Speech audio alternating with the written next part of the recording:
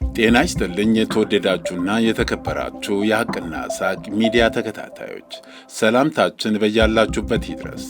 አዳዲስና ወቅታዊ መረጃዎችን የያዘው ወሳኝ መረጃ አሁን ጀመረ። አብራችሁን እንድትቆዩ እየጋበዝኩ ርዕሶቹን አስቀድማለሁ። ህወሓት ከተፈናቃዮች ሳይቀር በማስገደድ ወርሃዊ የፓርቲ መዋጮ እየጠየቀ እንደሆነ ተገለጸ።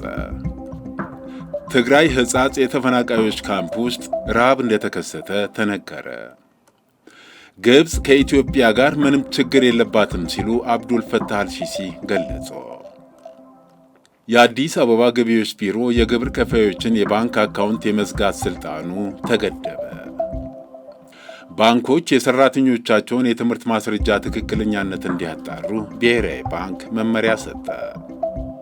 በኮንስትራክሽን ዘርፍ ላይ የተሰማሩ ሰራተኞች ለተለያዩ ጉዳቶች ተጋላጭ መሆናቸው በጥናት ተመላከተ። ከጥር 23 ጀምሮ ስስ የፕላስቲክ ከረጢቶች ይዞ የተገኘ ሰው እንደሚቀጣ ተነገረ። የእርሻ ማሳ ውስጥ የገባ ዝሆን የ76 ዓመቱን አዛውንት ሕይወት ሲያጠፋ በአንድ ሰው ላይ ጉዳት አደረሰ። ወርቅ በዓለም አቀፍ ገበያ ከፍተኛ ዋጋ እንደታየበት ተነገረ።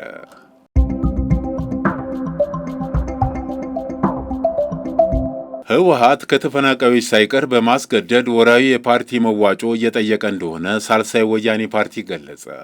ሳልሳይ ወያኔ ትግራይ ፓርቲ በትግራይ በጠመንጃ የሚመራ የፖለቲካ ኃይል ስልጣን ላይ ተቀምጧል ሲል ክስ መስርቷል። ህወሓት ከተፈናቃዮች ሳይቀር በማስገደድ ወርሃዊ የፓርቲ መዋጮ እየጠየቀ ነው ያለው ፓርቲው በእንዳስላሴ ሽረ የተፈናቃዮች የማቆያ ማዕከል የሆነውን በማስረጃ አቅርበዋል። በማቆያ ማዕከሉ የነበሩት የ6 ልጆች አባት ተፈናቃይ በህወሓት የፓርቲ ወርሃዊ ክፍያ እንዲከፍሉ ይጠየቃሉ ይላል ፓርቲው። አባትየው እኔ የፓርቲው አባል አይደለሁም፣ ብሆንም በዚህ ወቅት የመክፈል አቅም የለኝም በማለት እንደመለሱ ገልጸዋል። የፓርቲ አባል አይደለሁም፣ ወርሃዊ መዋጮ አልከፍልም ያሉት አባት በህወሓት አባላት በፕላስቲክ የተሰራ ቤታቸው ፈርሶ ከመጠለያ ማዕከሉ እንዲባረሩ መደረጋቸውን ፓርቲው አሳውቋል። ፓርቲው በትግራይ ህዝብ ጫንቃ በጠመንጃ የሚያዝ የፖለቲካ ኃይል ተጭኗል ቢልም ተፈናቃዮች ወደ ቀያቸው ሳይመለሱ የክልሉ ግዛታዊ አንድነት ሳይረጋገጥ ምርጫ መካሄድ የለበትም ሲልም አሳስበዋል። በተያያዘ መረጃም ትግራይ ሕጻጽ የተፈናቃዮች ካምፕ ውስጥ ረሃብ እንደተከሰተ ተገለጸ። በትግራይ ክልል ሕጻጽ በሚባል የተፈናቃዮች ካምፕ ውስጥ አስቸኳይ የምግብ እርዳታ የሚፈልጉ ወገኖች መኖራቸውን መረጃዎች እየወጡ ይገኛሉ። ባለፈው የሰሜኑ ጦርነት ከተለያዩ አካባቢዎች ተፈናቅለው ሕጻጽ የሚገኙ እነዚህ ወገኖቻችን አሁን ላይ ለከፋ የምግብ እጥረት መጋለጣቸው እየተሰማ በመሆኑ የሚመለከታቸው አካላት አስቸኳይ መፍትሄ እንዲሰጡ ጥሪ ቀርበዋል።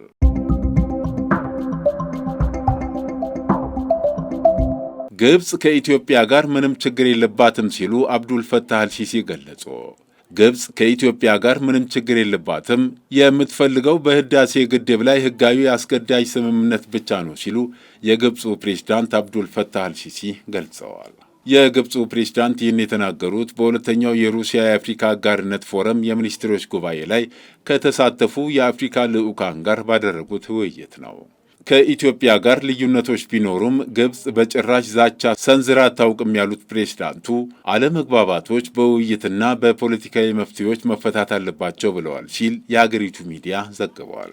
እሳቸው ይህን ይበሉ እንጂ የኢትዮጵያ የውጭ ጉዳይ ሚኒስቴር በህዳር ወር መጨረሻ ባወጣው መግለጫ ግብፅ የ21ኛውን ክፍለ ዘመን እውነታ ያልተረዱ ማስፈራሪያዎችና ዛቻዎች ኢትዮጵያ ላይ እያቀረበች ነው ሲል ከሰዋል።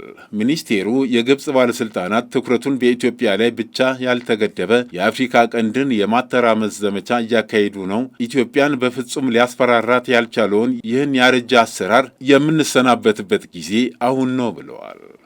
የአዲስ አበባ ገቢዎች ቢሮ የግብር ከፋዮችን የባንክ አካውንት የመዝጋት ስልጣን ገደበ። የአዲስ አበባ ገቢዎች ቢሮ የቅርንጫፍ ጽሕፈት ቤቶች ያለምንም የላቀ አመራር ፈቃድ የግብር ከፋዮችን የባንክ ሂሳብ አካውንት እንዳይዘጉ የሚከለክል አዲስ መመሪያ ማውጣቱን አስታውቋል። ይህ እርምጃ በዘፈቀደ የሚወሰዱ እርምጃዎችን ለመቀነስና የንግዱን ማህበረሰብ እንቅስቃሴ ለመጠበቅ የታለመ ነው። የቢሮ ኃላፊ አቶ ቢንያም ምክሩ ከከፍተኛ ግብር ከፋዮች ጋር ባደረጉት የምክክር መድረክ ላይ እንደገለጹት ከዚህ ቀደም በኦዲተሮች የግል ውሳኔ ወይም በጥቃቅን የሂሳብ ስህተቶች ምክንያት አካውንቶች መታገዳቸው በንግዱ ማህበረሰብ ላይ ከፍተኛ የኢኮኖሚ ጉዳት ሲያደርስ ቆይቷል።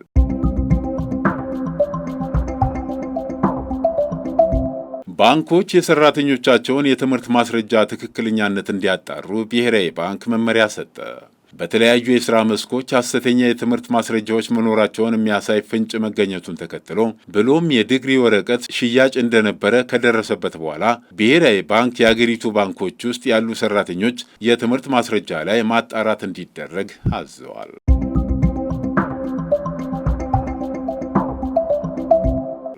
በኮንስትራክሽን ዘርፍ ላይ የተሰማሩ ሰራተኞች ለተለያዩ ጉዳቶች ተጋላጭ መሆናቸው በጥናት ተመላከተ። በአዲስ አበባ በኮንስትራክሽን ዘርፍ ላይ የተሰማሩ ሰራተኞች ለተለያዩ ጉዳቶች ተጋላጭ መሆናቸውን የአዲስ አበባ ዩኒቨርሲቲ ጥናት አመላከተ። ዩኒቨርሲቲው ባጠናው ጥናት 562 የአምራች የአገልግሎት ሰጪና የኮንስትራክሽን ኢንዱስትሪዎች ተካተውበታል። በዚህም 102 ኢንዱስትሪዎች ውስጥ 76.8 በመቶ ከአምራች ዘርፍ፣ ከኮንስትራክሽን ዘርፍ ሁሉም፣ ከአገልግሎት ዘርፍ ደግሞ 25.9 በመቶ እየሰሩ ያሉበት የሥራ ሁኔታ ሰራተኞችን በከፍተኛ ደረጃ ለአደጋ አጋላጭ ነው ተብለዋል። በእያንዳንዱ የጤና ችግር ላይ ከ1500 እስከ 2000 በተደረገ ጥናት 34.3 በመቶ አምራች ኢንዱስትሪዎች፣ 25.2 በመቶ በአገልግሎት ዘርፍ፣ 23.1 በመቶ ደግሞ በኮንስትራክሽን ዘርፍ ላይ የተሰማሩ ሰራተኞች የመተንፈሻ አካላት በሽታ ምልክቶች እንደተገኙባቸው ተጠቁመዋል። በተጨማሪም 58 በመቶ የአምራች ኢንዱስትሪዎች፣ 9 በመቶ የአገልግሎት፣ 65.5 በመቶ የኮንስትራክሽን ሰራተኞች የአንገት፣ የጀርባ፣ የጡንቻ መገጣጠሚያና የጤና ችግር እንዳጋጠማቸው ተገልጸዋል። እያንዳንዱ የኢንዱስትሪ የሥራ ቦታ ደህንነትና የጤና ፖሊሲ ሊኖረው ይገባል የተባለ ሲሆን ጥናቱን መሰረት በማድረግ በጉዳዩ ላይ ደረጃውን የጠበቀ ስልጠና መስጠት የሚያስችል መመሪያ መዘጋጀቱም ተገልጸዋል። በዓለም የሥራ ድርጅት ሪፖርት መሠረት በዓለም አቀፍ ደረጃ በሥራ ምክንያት በየዓመቱ ከ2.2 ሚሊዮን በላይ ሠራተኞች ሲሞቱ ከ270 ሚሊዮን በላይ ከፍተኛ የአካል ጉዳት፣ ከ160 ሚሊዮን በላይ ቀላል የአካል ጉዳት ይዳረጋሉ ተብለዋል።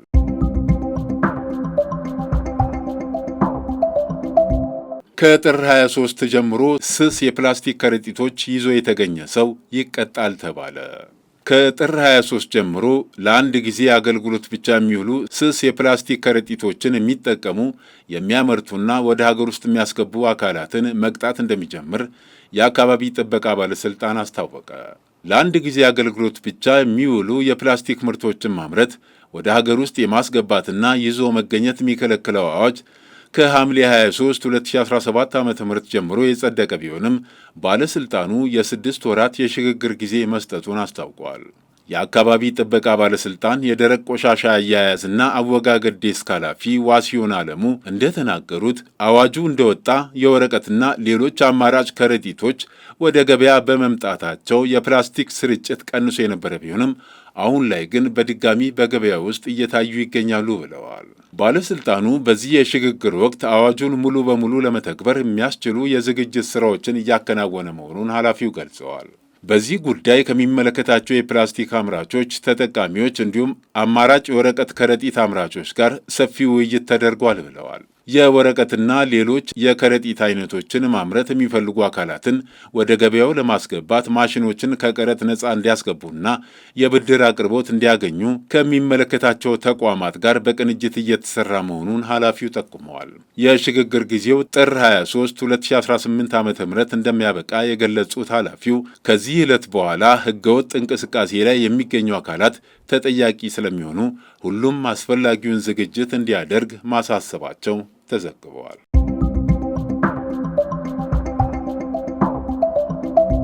የእርሻ ማሳ ውስጥ የገባ ዝሆን የ76 ዓመቱን አዛውንት ሕይወት ሲያጠፋ በአንድ ሰው ላይ ጉዳት አደረሰ።